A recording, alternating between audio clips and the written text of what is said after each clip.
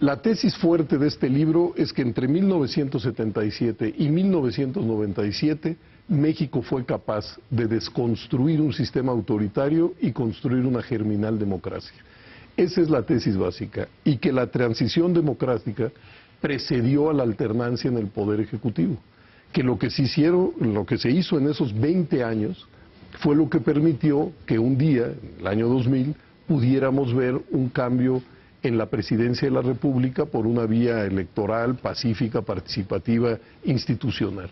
Esa es la tesis, y creo que hay elementos suficientes como para sostenerla. Sé que es una tesis controvertible, pero si uno ve cómo estaba compuesta la Cámara de Diputados antes y después, la de senadores, los gobernadores, las presidencias municipales, se dará cuenta que hubo un cambio de enorme profundidad.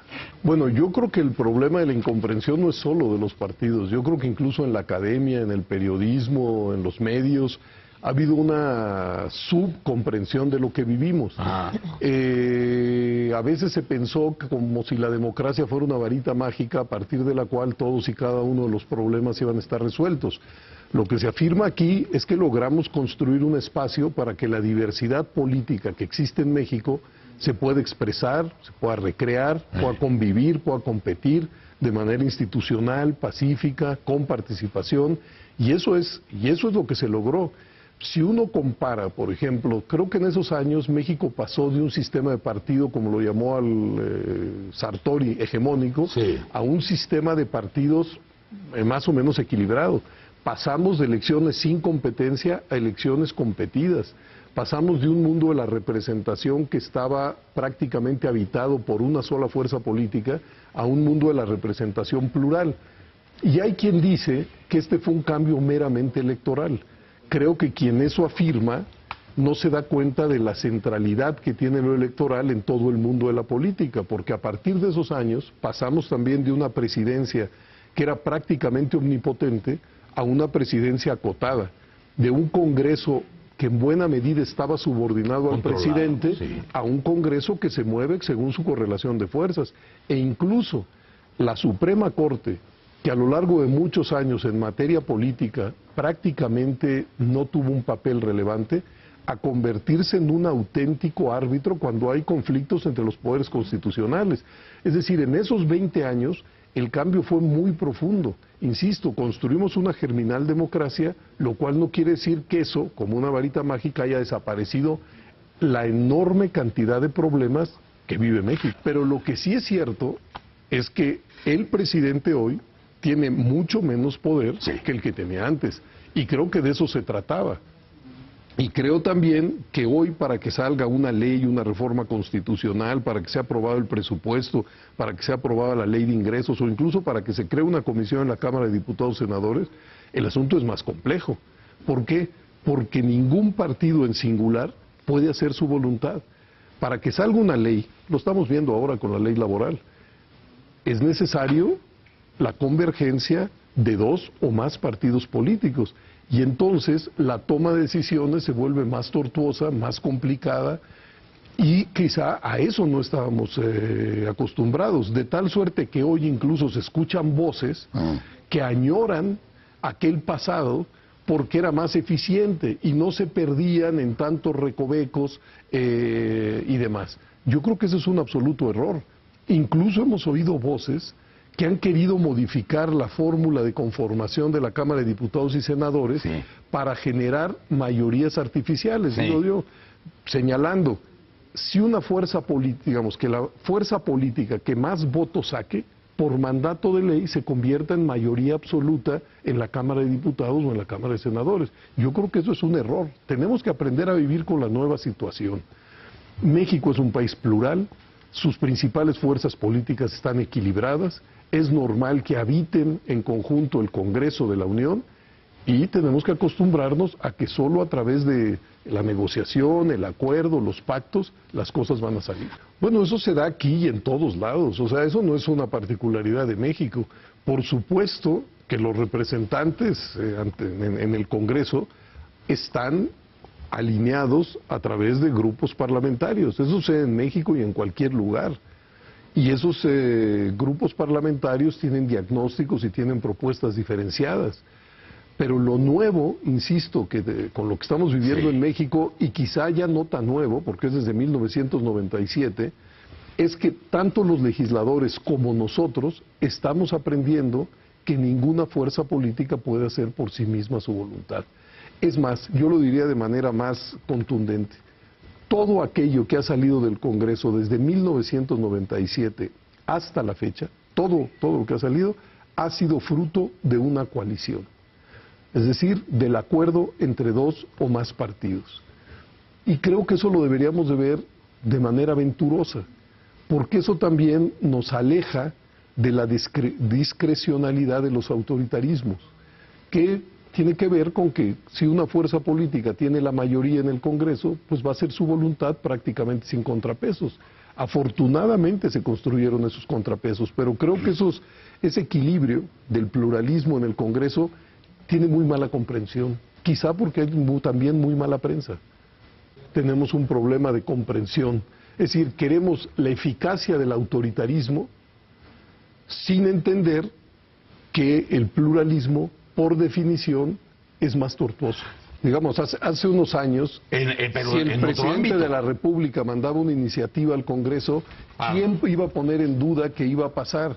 Y que además iba a pasar con prácticamente, no quiero decir cero, pero muy pocas reformas.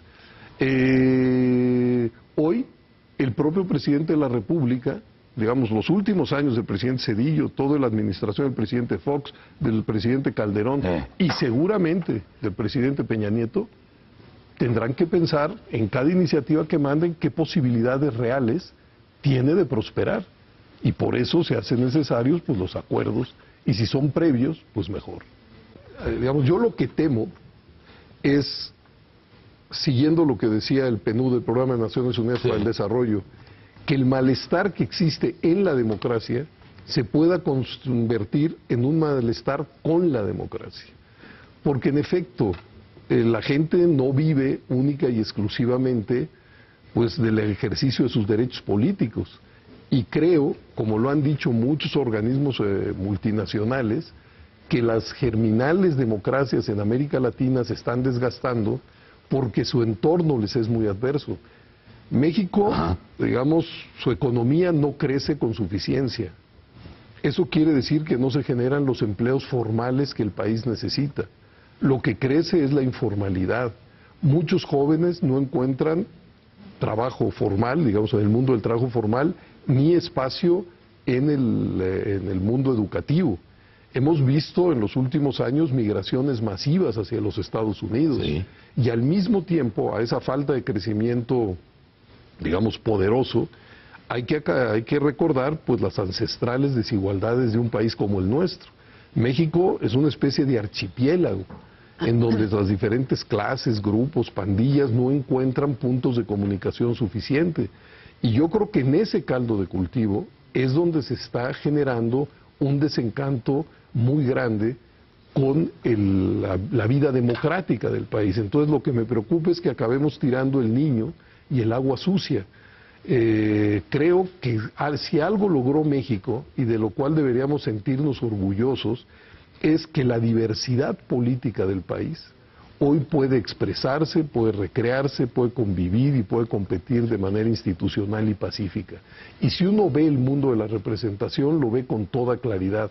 En este libro hay algunos datos. Por ejemplo, en 1977 había 4 municipios gobernados por la oposición. 4. Antes de las elecciones del año 2000, ya había cerca de 600 municipios gobernados por la oposición. En 1977, el 100% de los senadores eran de un solo partido, del PRI. Hoy en el Senado no hay mayoría de ningún partido. En 1977, todos los gobernadores eran del PRI. Hoy hemos vivido fenómenos de alternancia en muchos estados de la República. Es decir, los datos, la información está al alcance de cualquiera. Y esos cambios tienen que ver, digamos, con el ejercicio de las libertades. Recordemos, digamos, lo que era la prensa, la radio y la televisión en los años 70 Otro mundo. Y lo que es hoy. Y pensemos lo que era incluso en la conciencia de cualquier persona la idea que se tenía de la política y la que se tiene hoy. Hoy pluralismo es una palabra de uso común. Sí. Hasta quien no lo aprecian hablan de pluralismo. Se han tenido que acostumbrar.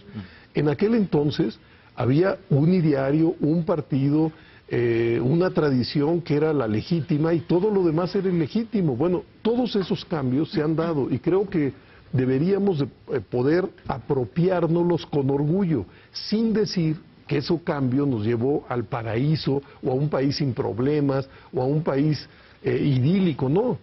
Pero hombre, vale la pena reconocer ese cambio precisamente porque la agenda es muy amplia. Yo creo que lo que vivimos fue un cambio muy radical en el sistema de partidos y en el sistema electoral. Sin embargo, el sistema de gobierno lo mantenemos prácticamente intacto. Eso es. Y quizá en la nueva generación de reformas en materia política tengan que ver con el sistema de gobierno. ¿A qué me refiero? Nosotros tenemos un régimen presidencial, así lo diseña la Constitución. Bueno, el presidencialismo con multipartidismo sin mayoría, en efecto, tiene muchas dificultades para reproducirse, para ser eficaz. Pero en vez de buscar exorcistas para que acaben con la diversidad política, pensemos qué reformas se requieren al sistema de gobierno para que encaje de mejor manera con la pluralidad política que existe en México. Bueno, yo creo que los legisladores en principio actúan de buena fe, pero tienen lecturas distintas de lo que sucede en México. Es decir, por eso hay partidos, porque los lentes a través de los cuales filtran lo que estamos viendo son lentes distintos, ¿no? Y sus conclusiones igualmente diferentes. Entonces, no hay una visión verdadera y otras falsas, sino que hay diferentes diagnósticos de lo que nos sucede y diferentes recetas para atenderlo. Y eso es lo que entra en colisión, eso es lo que entra en conflicto en el Congreso. Y ojalá pudiéramos explicarnos eso a partir precisamente de esos idearios, ¿no? Lo que vimos en las elecciones pasadas es una sociedad igualmente plural, ¿eh? ¿Sí? Es decir, el presidente de la República obtuvo el 38 punto y pico % de los votos. Sí. Lo cual nos está hablando de que en México coexisten sensibilidades, ideologías, puntos de vista muy diversas. A diferencia otra vez del pasado, donde teníamos gobiernos de mayoría, hoy tenemos desde 1997 gobiernos de minoría. ¿Qué quiere decir esto? Sí. Que el presidente de la República, legítimamente, porque así está diseñado en la Constitución, lo es, pero sin tener un apoyo mayoritario en el Congreso. ¿Por qué no tiene ese apoyo mayoritario en el Congreso? Porque no logra los votos suficientes. Sí. Incluso la ley premia hasta con 8 puntos porcentuales más de asientos en la Cámara de Diputados al partido que más votos saque. Y ni aún así hemos tenido mayoría en la Cámara de Diputados desde 1997. Ustedes, bueno, todos hemos oído. ¿Cuál es el reto de los partidos en cada elección federal? Obtener más del 42.2%, porque eso les daría el 50.2% de la representación. Bueno, 97, 2000, 2003, 2006, 2009 y 2012, ningún partido ha logrado eso. Entonces, más vale que nos acostumbremos a vivir en esa situación y no estemos añorando mayorías que ya difícilmente este país va a poder construir, porque la diversidad pues está en todos lados, en las escuelas, en las mesas de las familias, en los centros de trabajo, y no habrá, repito, exorcista que nos vuelva, yo digo por virtud, a ser un país de unanimidades, que bueno, nunca lo fue, pero ciertamente había un partido hegemónico. Bueno, afortunadamente la ley, a pesar de que ha venido incrementando los requisitos para el registro de nuevos partidos, sigue manteniendo la puerta abierta. Si una corriente política ideológica no se siente representada por las actuales ofertas, tiene la posibilidad de generar su propio partido. Es más, en enero próximo, el IFE tiene que emitir por ley una convocatoria y quienes quieran hacer un partido político tienen todo el año del 2013 para cumplir con los requisitos de ley. Tienen que entregarle en 2014 al Instituto Federal Electoral todos los documentos que se requieran y a partir de agosto del 2014 tendría un nuevo registro. Pero qué bueno que hace esta pregunta. De todas maneras, los requisitos para los partidos se han venido incrementando. No sé si se dieron cuenta. Sí. Pero estas fueron las primeras elecciones, las del 2012, desde 1979, que ni siquiera se abrió la puerta para la que pudieran entrar nuevos partidos políticos, porque hubo una modificación legal que estableció que los registros ahora se abren cada 6 años. Antes se abrían cada 3. Yo creo que fue un error. Deberíamos de abrir, cada vez que va a haber una elección, abrir la puerta para que eventualmente surjan nuevos partidos políticos. Con la nueva fórmula de financiamiento a los partidos que hay en la ley, ya no depende del número de partidos. Para decirlo de otra manera, hace unos años el número de partidos era un multiplicador de la bolsa de recursos. Ahora no. Después de la reforma del 2007 se estableció que la base del financiamiento es los que estén en el padrón, más un porcentaje del salario mínimo del Distrito Federal. Y de ahí sale una cantidad. Si el país tiene 5 partidos, 7 partidos, 15 partidos, esa bolsa se reparte. De tal suerte que entre más partidos no va a ser más oneroso el financiamiento de los mismos. Pero además hay que decirlo, yo siempre digo, el tema del financiamiento tiene muy mala prensa, pero también valdría la pena pensarlo desde otro mirador. Hay 2 grandes fuentes de financiamiento: dinero público o dinero privado. En México hemos optado porque el dinero público sea preeminente sobre el dinero privado. Y yo creo que es correcto. ¿Cuáles son los objetivos que se buscan con esa fórmula de financiamiento? 1, transparentar el flujo de recursos a los partidos. 2, equilibrar las condiciones de la competencia. Y 3, que los partidos no sean rehenes ni de los grandes grupos económicos, o peor aún, de grupos delincuenciales. Esa es la idea que hay detrás del financiamiento público. Yo por eso lo defiendo.